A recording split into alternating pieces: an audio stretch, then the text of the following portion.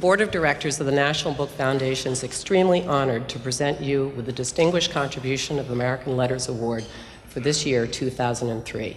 Congratulations. Thank you very much.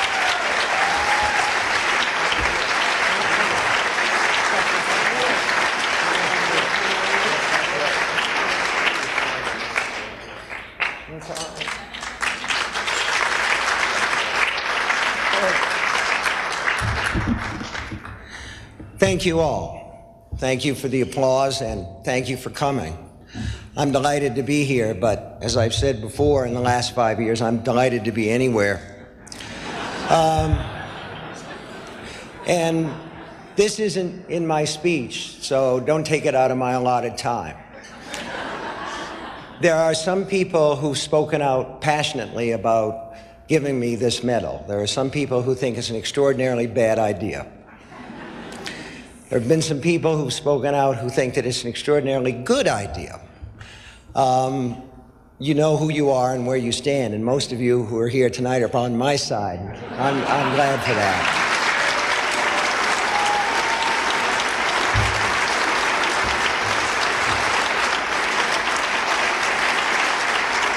But I want to say it doesn't matter, in a sense, which side you are on.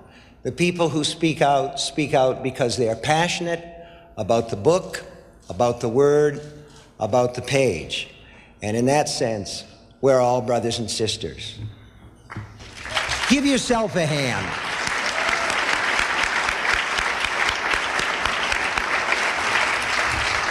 Thanks. Now, as for my remarks, structure for Wednesday, oh, that's the agenda.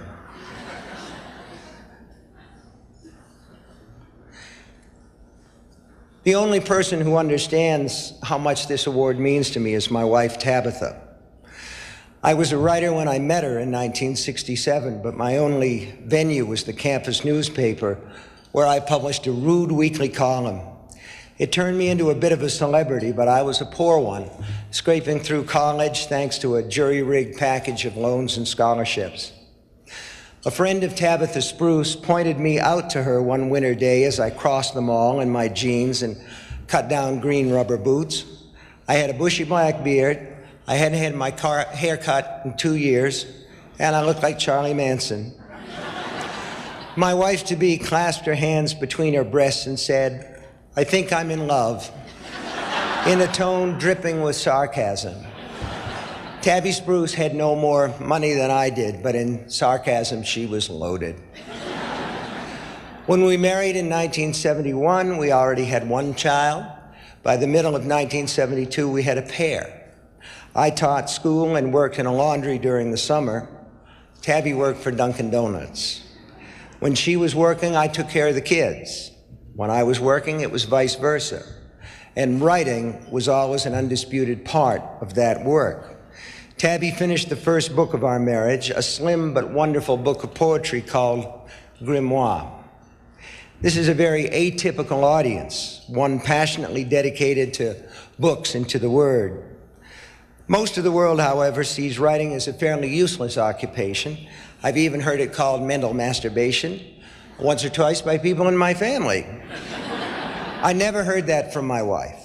She'd read my stuff and felt certain I'd someday support us by writing full-time instead of standing in front of a blackboard and spouting on about Jack London and Ogden Nash. She never made a big deal of this. It was just a fact of our lives. We lived in a trailer, and she made a writing space for me in the tiny laundry room with the desk and her Olivetti portable between the washer and dryer. She still tells people that I married her for that typewriter. But that's only partly true. I married her because I loved her and because we got on as well out of bed as in it. The typewriter was a factor, though. When I gave up on Carrie, it was Tabby who rescued the first few pages of single-spaced manuscript from the wastebasket. Told me it was good, said I ought to go on. When I told her I didn't know how to go on, she helped me out with the girls' locker room stuff. There were no inspiring speeches. Tabby does sarcasm. Tabby doesn't do inspiration. Never has. It was just, this is pretty good. You ought to keep it going. That was all I needed, and she knew it. There were some hard, dark years before Carrie. We had 2 kids and no money. We rotated the bills, paying on different ones each month. I kept our car, an old Buick, going with duct tape and baling wire. It was a time when my wife might have been expected to say, "Why don't you quit spending 3 hours a night in the laundry room, Steve, smoking cigarettes and drinking beer we can't afford? Why don't you get an actual job?" Okay, this is the real stuff.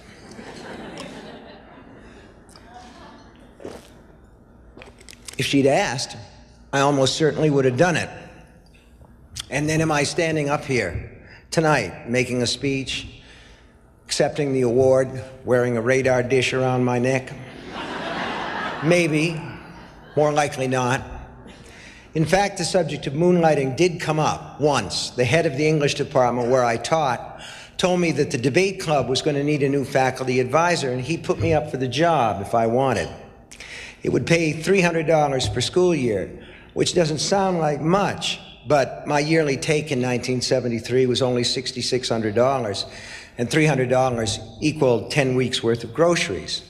The English department head told me he'd need my decision by the end of the week. When I told Tabby about the opening, she asked if I'd still have time to write. I told her not as much.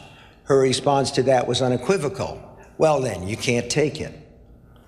One of the few times during the early years of our marriage when I saw my wife cry really hard was when I told her that a paperback publisher, New American Library, had paid a ton of money for the book she'd rescued from the trash.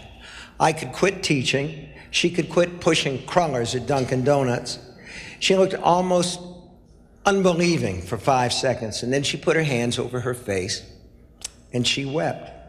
When she finally stopped, we went into the living room and sat on our old couch, which Tabby had rescued from a yard sale, and talked into the early hours of the morning about what we were going to do with the money. I've never had a more pleasant conversation. I have never had one that felt more surreal. My point is that Tabby always knew what I was supposed to be doing, and she believed that I would succeed at it. There is a time in the lives of most writers when they are vulnerable, when the vivid dreams and ambitions of childhood seem to pale in the harsh sunlight of what we call the real world. In short, there's a time when things can go either way. That vulnerable time for me came during 1971 to 1973. If my wife had suggested to me, even if with love and kindness and gentleness, rather than her more common wit and good-natured sarcasm, that the time had come to put my dreams away and support my family, I would have done that with no complaint. I believe that on some level of thought, I was expecting to have that conversation. If she had suggested that you can't buy a loaf of bread or a tube of toothpaste with rejection slips, I would have gone out and found a part-time job. Tabby has told me since that it never crossed her mind to have such a conversation. "You had a second job," she said, "in the laundry room with my typewriter."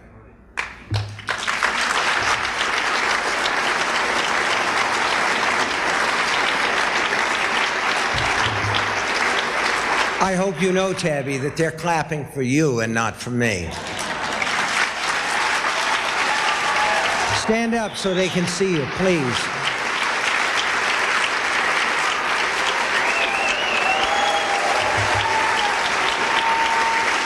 Thank you.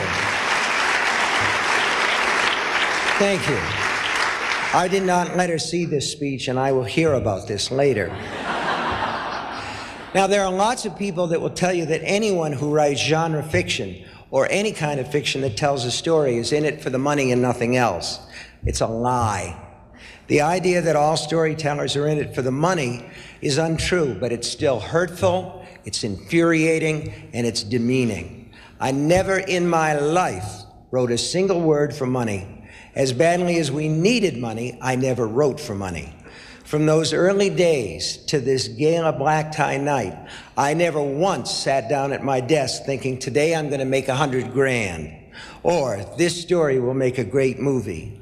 If I had tried to write with those things in mind, I believe I would have sold my birthright for a plot of message, as the old pun has it.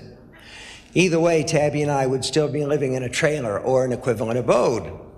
My wife knows the importance of this award isn't the recognition of being a great writer or even a good writer, but the recognition of being an honest writer. Frank Norris, the author.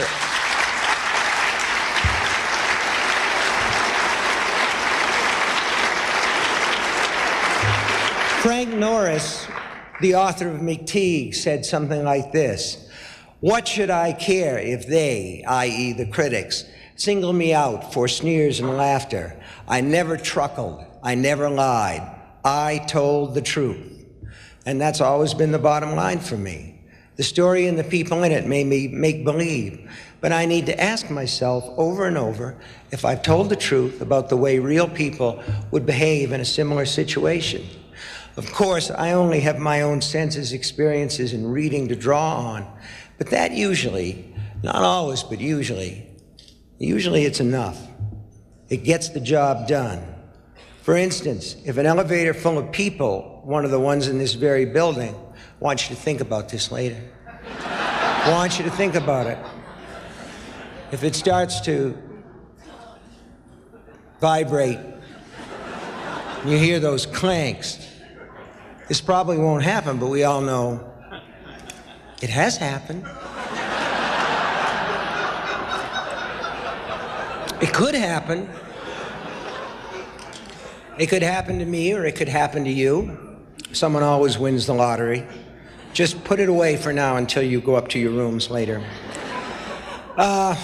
Anyway, if an elevator full of people starts free-falling from the 35th floor of a skyscraper all the way to the bottom, one of those view elevators perhaps where you can watch it happening, in my opinion, no one is going to say, "Goodbye, Neil, I will see you in heaven."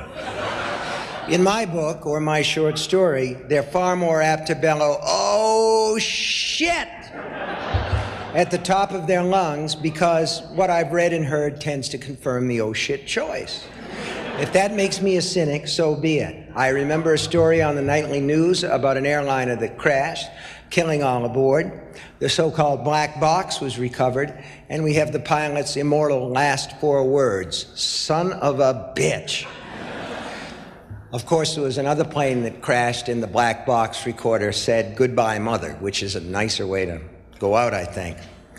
Folks are far more apt to go out with a surprised ejaculation, however, than an expiring abjuration, like, "Marry her, Jake. Bible says it ain't good for a man to be alone." If I happened to be the writer of such a deathbed scene, I'd choose "son of a bitch" over "marry her, Jake" every time. We understand that fiction is a lie to begin with. To ignore the truth inside the lie is to sin against the craft in general and one's own work in particular. I'm sure I've made the wrong choices from time to time. Doesn't the Bible say something like, "For all have sinned and come short of the glory of Chaucer"? But every time, that's it, thanks, babe. But every time I did it, I was sorry. Sorry's cheap, though. I had revised the lie out if I could, and that's far more important. When readers are deeply entranced by a story, they forget the storyteller completely. The tale is all they care about. But the storyteller cannot afford to forget and must always be ready to hold himself or herself to account. He or she needs to remember that the truth lends verisimilitude to the lies that surround it. If you tell your reader, sometimes chickens will pick out the weakest one in the flock and peck it to death, the truth, the reader is much more apt to go along with you if you then add something like, "Such chickens often melt into the earth after their deaths." How stringently the writer holds to the truth inside the lie is one of the ways that he can judge how seriously he takes his craft. My wife, who doesn't seem to know how to tell a lie, even in a social context where people routinely say things like, "You look wonderful, have you lost weight?" has always understood these things without needing to have them spelled out. She's what the Bible calls a pearl beyond price. She also understands why I was, in those early days, so often bitterly angry at writers who were considered literary. I knew I didn't have quite enough talent or polish to be one of them, so there was an element of jealousy, but I was also infuriated by how these writers always seemed to have the inside track, in my view at that time. Even a note on the acknowledgments page of a novel thanking the This or That Foundation for its generous assistance was enough to set me off. I knew what it meant, I told my wife. It was the old boy network at work. It was this, it was that, on, and blah, blah, blah. It is only in retrospect that I realized how much I sounded like my least favorite uncle, who believed there really was an international Jewish cabal running everything from the Ford Motor Company to the Federal Reserve. Tabitha listened to a fair amount of this pissing and moaning and finally told me to stop with the breastbeating. She said, to save my self-pity and turn my energy to the typewriter. She paused and then added, my typewriter.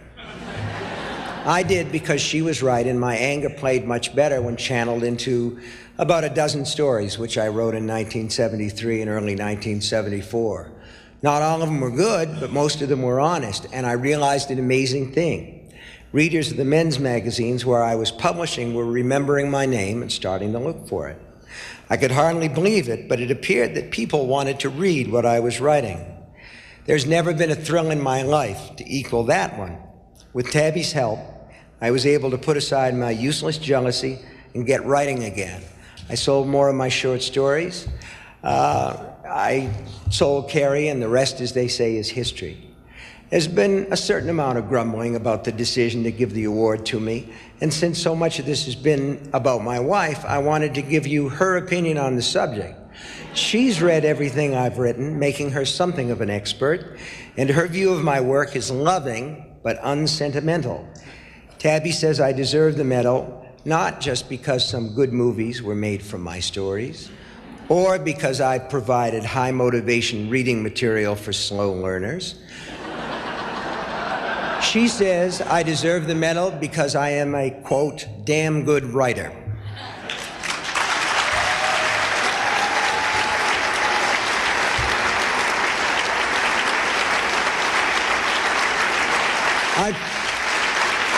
I've tried to improve myself with every book and find the truth inside the lie, and sometimes I have succeeded.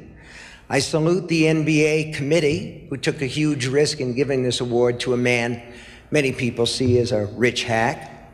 For far too long, the so-called popular writers of this country and the so-called literary writers have stared at each other with animosity and a willful lack of understanding. This is the way it has always been. Witness my childish resentment of anyone who ever got a Guggenheim. But giving an award like this to a guy like me suggests that in the future, things don't have to be the way they've always been. Bridges can be built between the so-called popular fiction and the so-called literary fiction. The first gainers in such a widening of interests would be the readers, of course, which is us, because writers are almost always readers and listeners first. You have been very good listeners, patient listeners, and I'm going to let you go soon. But I'd like to say one more thing before I do. Tokenism is not allowed. You can't sit back, give a self-satisfied sigh and say, that takes care of the troublesome pop lit question. In another 20 years, or perhaps 30, we'll give this award to another writer who sells enough books to make the bestseller list.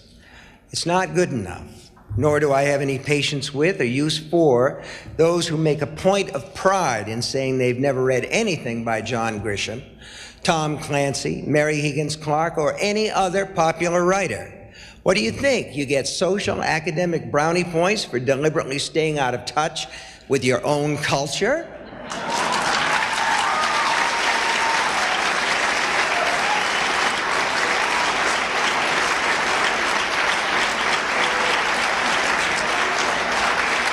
Never in life, as Captain Lucky Jack Aubrey would say. And if your only point of reference for Jack Aubrey is the Australian actor Russell Crowe, shame on you. There's a writer here tonight, my old friend and sometime collaborator, Peter Straub.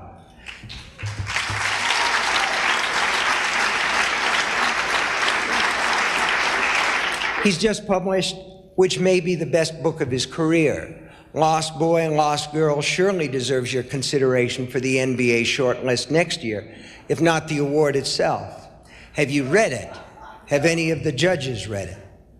There's another writer here tonight who writes under the name of Jack Ketchum, and he has also written what may be the best book of his career, a long novella called The Crossings. Have you read it? Have any of the judges read it?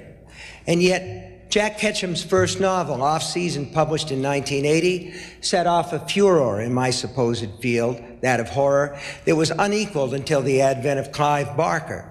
It is not too much to say that these two gentlemen remade the face of American popular fiction, and yet very few people here will have an idea of who I'm talking about or have read the work. This is not criticism. It's just me pointing out a blind spot in the winnowing process and in the very act of reading the fiction of one's own culture. Honoring me is a step in a different direction, a fruitful one, I think.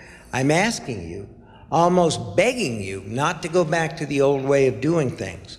There's a great deal of good stuff out there, and not all of it is being done by writers whose work is regularly reviewed in the Sunday New York Times Review of Books, book review. I believe the times come when you must be inclusive rather than exclusive.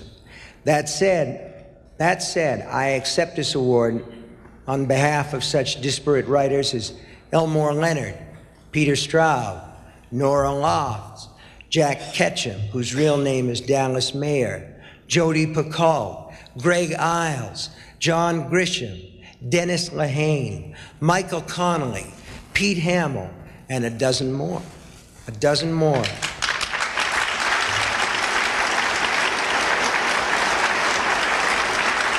I hope that the NBA writers, the NBA judges, past, present, and future, will read these writers, and that the books will open their eyes to a whole new realm of American literature. You don't have to vote for them, just read them. Okay, thanks for bearing with me. Last page, last page. This is it. Parting is such sweet sorrow. My message is simple enough. We can build bridges between the popular and the literary if we keep our minds and hearts open. With my wife's help, I've tried to do that. Now I'm going to turn the actual award, the medal, over to her, because she will make sure, in all the excitement, that it doesn't get lost. In closing, I want to say that I hope you all find something good to read tonight or tomorrow. I want to salute all the nominees in the 4 categories that are up for consideration. And I do. I hope you'll find something to read that will fill you up, as this evening has filled me up. Thank you.